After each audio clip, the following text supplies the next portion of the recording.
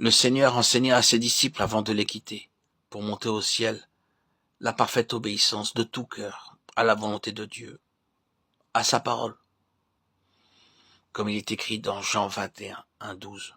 Après cela, Jésus se montra encore aux disciples sur les bords de la mer de Tibériade. Et voici de quelle manière il se montra. Simon-Pierre, Thomas appelé Didyme, Nathanaël de Cana en Galilée, les fils de Zébédée et 2 autres disciples de Jésus étaient ensemble. Simon-Pierre leur dit, je vais pêcher. Ils lui dirent, nous allons aussi avec toi. Ils sortirent et montèrent dans une barque.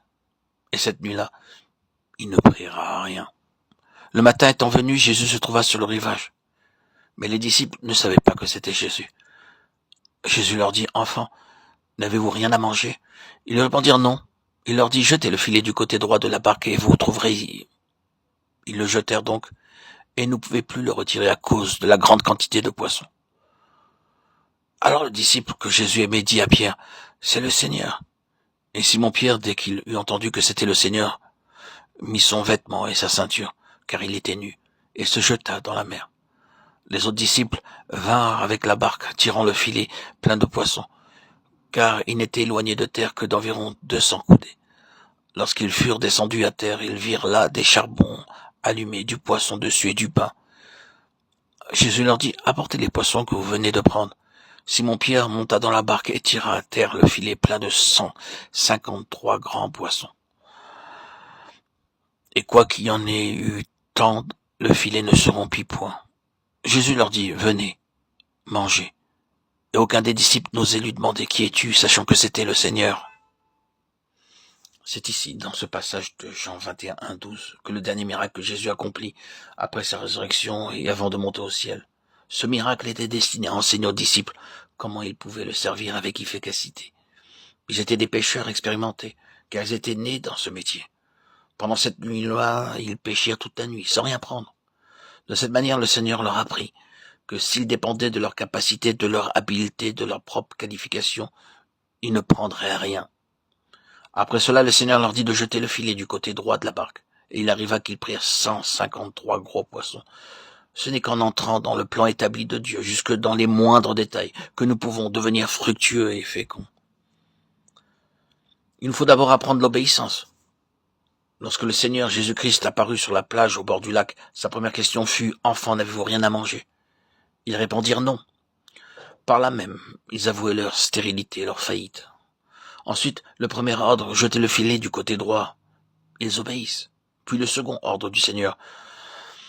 Poissons, je suis votre créateur, obéissez-moi. Ils s'exécutent et se mettent en mouvement. Les poissons ne vivent pas solitaires. On trouve toujours des poissons de toute taille vivant ensemble. Le Seigneur donne alors son troisième ordre. Je ne veux que les gros poissons de belle taille. Les petits poissons, allez-vous-en. Et obéissant, ils s'en allèrent. Les gros poissons, eux seuls, s'avancèrent. Quatrième ordre, poissons, avancez-vous à la queue leu-leu.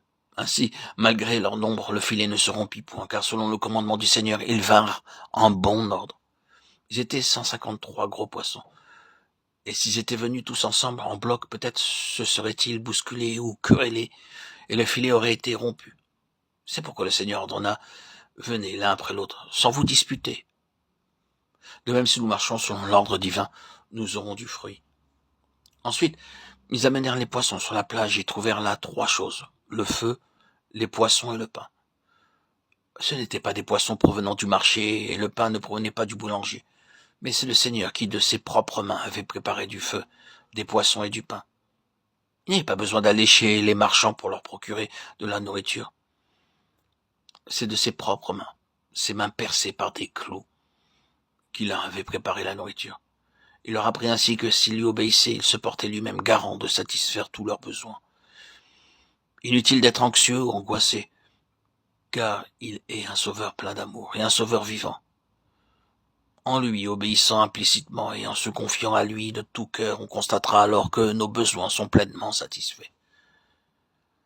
C'est ainsi que nous serons en mesure de porter beaucoup de fruits, en vivant dans son plan divin parfait, tant sur le plan individuel, familial que corporatif. C'est pourquoi Dieu a besoin d'instruments qui ressemblent à David, des instruments qui savent comment vivre en parfaite harmonie, en pleine conformité avec le plan divin.